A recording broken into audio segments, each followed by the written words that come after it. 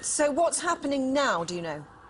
Right, well, you know, I've been sort of caught in the middle of it since around 5 o'clock this afternoon.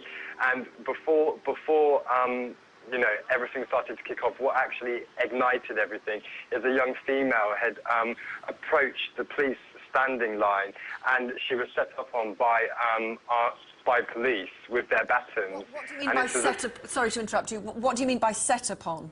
Well, the police line, they had the line stood there, had actually charged towards her and started hitting her with the baton. Subsequently, it turned out she was only 16, and this absolutely made everyone go up in uproar. And what was she doing? What was she doing that towards the police? She just approached the police saying that the community demanded answers and, you know, justice must be prevailed and, you know, they needed questions answering, and they just set up on her. Now then, obviously, you know, hundreds of people who'd congregated since evening had then charged towards the police, then shops were getting, you know, burnt down. I've just come inside and I can tell you now, you know, despite what police are saying, this incident is far beyond control. It's actually what they're doing is pushing all of the people that have congregated since evening into the actual estates of Tottenham. And this is, I've just seen a pub being broken into with everybody running into the pub, sitting down in the pub, drinking in the pub. You know, numerous amounts of vehicles have been set fire to on the road, and it's all going in a estate now. So that means that obviously the media aren't able to get their cameras in because it's not safe. So at the moment, the public and the media are only going by what the police are saying, and what the police are saying is fairly inaccurate to what I'm seeing.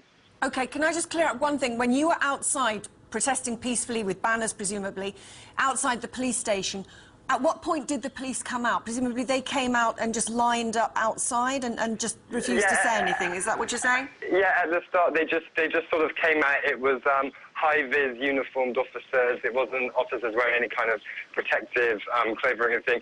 It just gradually started to build and to build and to build. There was a senior officer who came out. That was clear because he had the his collar stripes on, you know, that identifies him as a senior officer. And there was kind of no... you know, there was no communication there. There was nothing to say, OK, we've heard what you've had to say, and there was nothing. OK. And now people are dispersing, but going back to their estates, and you're saying that the trouble is continuing. Yeah, I mean, for those who don't know Tottenham, Tottenham is very much built up of estates. You know, at the moment it's going north towards Northumberland Park, and it's gone right into the estates there. I've just literally walked around from there, and it's absolutely chaotic.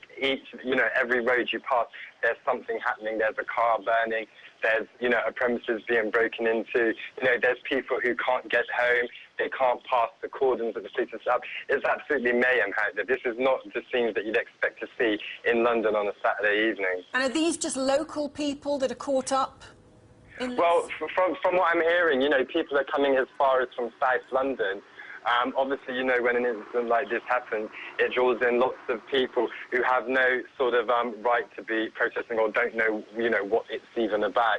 But they come because obviously there's opportunities, you know, to loot. You know, I just had a gentleman stop me and ask me, you know, where's all the alcohol coming from, because a supermarket has been broken into and everybody's freeloading alcohol. You know, there's cars out there and all that kind of stuff, you know, putting in the goods, microwaves, that kind of stuff. So it's absolutely chaos. And I don't see this dying down. I just see this as the start of something that's probably going to go on over the next few days. So you're implying almost that it's building up because people are coming from other areas of London. How are they getting information about this? Well, you know, I'm sure everybody's tuning into the media. I'm sure people are making phone calls.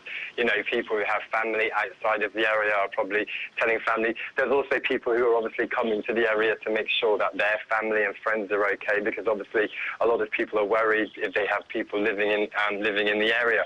I heard the person talking before, I believe it was the police officer, saying that there were no injuries. I've seen numerous amounts of people being taken away by ambulance covered in blood. There was one point where a young female was set upon, and she was getting her head literally kicked in the middle of the road, and police had to go in and drag her out. So the report that there are no injuries, I find quite hard to believe, because I've seen more than probably around 10 people covered in blood tonight, and they seem to just be people who've been caught up in the protest and don't actually know what's happening or why it's happening.